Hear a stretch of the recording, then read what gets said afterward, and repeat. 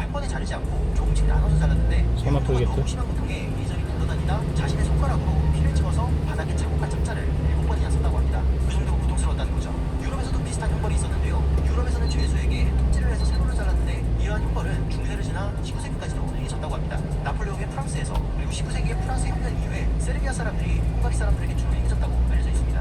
다섯 번째는 뱀구덩이입니다. 구덩이 안의 독사들로 누군가를 처형하려면 생각보다 많은 노력과 시간이 필요할 것 같습니다. 뱀은 살아있는 생명체이기 때문에 땅을 파놓고 수백 마리의 독사들을 넣어놓은 채 마냥 기다릴 수는 없었는데요. 그렇기 때문에 뱀구덩이 처형은 실존 여부가 의심이 되는 전설 속의 처형법입니다. 그 전설의 주인공은 바로 바이킹의 대왕이었던 라그나 로스브로크였습니다. 북유럽의 전설인 사가에 따르면 라그나는 브리튼 섬을 노략하던 해적이었습니다. 바로 바이킹이었는데요. 라그나는 섬 주위를 항해하다 태풍을 만나서 노썸브리아 지역에 자초했는데 그곳의 왕이었던 벨라의 군대를 만나서 그와 싸우다 전투에서 패해 벨라에게 체포당했습니다.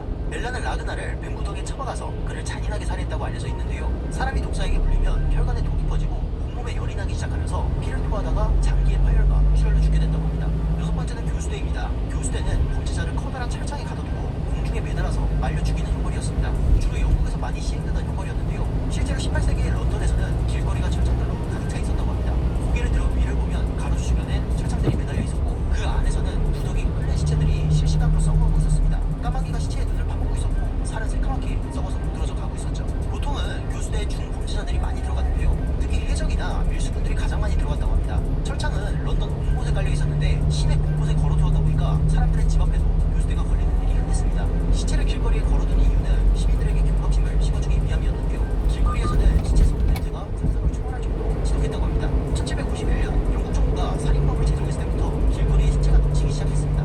법의 요청은 이러했는데 살인자들의 시체를 매장하지 않음으로써 사람들에게 공포심을 주고 추가적인 살인과 범죄를 막겠다는 것이었습니다. 당시에 영국에서는 많은 살인범죄들이 불우한 환경에서 벌어지는 생계형 문제들이 많았는데 정부에서는 가난한 사람들을 돌보고 범죄를 확대하기보다는 더 많은 사람들을 처형함으로써 범죄를 예방을 했습니다. 한 가지 재미있는 점은 부유한 사람들이 살던 지역에도 교수대가 똑같이 설치가 되었지만 대부분 거주민들의 항의로 교수대가 가난한 사람들이 주로 사는 빈민가 옮겨졌다는 겁니다. 단편에는 코어스트라는 유명한 밀수꾼의 무리가 있었는데요. 이들은 당국에 체포되어 총 14명의 죄수들이 모두 유영지로 보내졌고 결국 그들 모두 교수대 안에서 말라 죽어버렸다고 합니다. 교수대는 평범하게 쓰였지만 가격이 결코 싼 편은 아니었습니다. 예시로 리처드 굿맨이라는 대장장이가 영국 정부의 교수들을 만들어서 납품했는데 각각의 철저마다 17파운드 14실링을 보수를 받았다고 합니다. 이 돈을 지금의 돈으로 환산하면 약 1000만 원 정도의 가치가 있는 돈이었죠. 죄인들이 철창에 갇히게 되면 죽은 데까지 추위와 더위 그리고 뜨거운 해변과 벌레들에게 시달리다가 천천히 말라서 목숨을 잃었다고 합니다. 혹은 교수형을 당한 뒤에 시체만이 전시되는 일도 많았죠.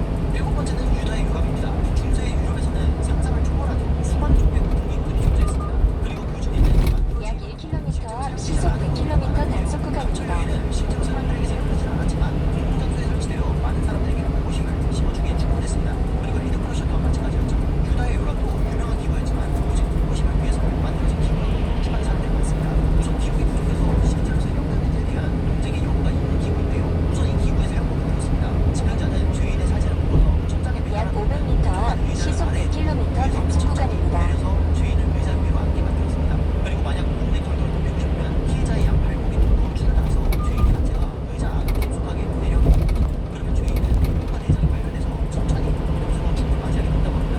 유다의 요람은 지금 오늘날까지도 유럽의 몇 군가에서 쉽게 찾아볼 수 있는데요. 그리고 관련된 사건을 또한 방대할 정도로 많습니다. 알려진 바로는 유다의 요람은 16세기 스페인에서 발견되었고 또 스페인의 마녀 사냥에서 사용되었다고 알려져 있지만 이는 정확한 내용이 아닙니다. 스페인에서는 마녀 사냥을 할 때 누군가를 고문하거나 신문할 때면 그에 관련된 모든 것들을 사진으로 증거가 됩니다. 하지만 그 많은 기록물 중에서 유다의 요람에 대한 정확한 못 찾기 힘들었습니다. 그렇기 때문에 정부는 공식적으로는 유다의 요람이 사용되었다고 보고 싶은 거죠. 어떤 사람들은 유다의 요람이 비공식적인 환경에서만 은밀하게 사용되었다고 추측하기도 합니다. 다음은 호랑이 요리입니다. 이번 고문은 이전과는 다르게 비교적 최근에 이루어진 고문입니다. 베트남 전쟁이 한창일 때 미국의 정치인들이 남베트남을 방문한 적이 있었습니다. 그리고 그곳에서 적국의 포로들이 어떻게 생활하는지 탐방하게 되었는데요. 사진들은 당시에 미국의 언론사에 유출되었는데 사건의 내용이 매우 충격적이었습니다. 엄청난 수의 빨치산과 북베트남의 포로들이 남베트남의 수용소에서 호랑이 우리에 갇혀서 고문을 받고 있었죠. 사건을 유출시킨 인물은 돈 루치라는 사람이었는데 그는 당시에 그와 동승했던 손가락이? 정치인들의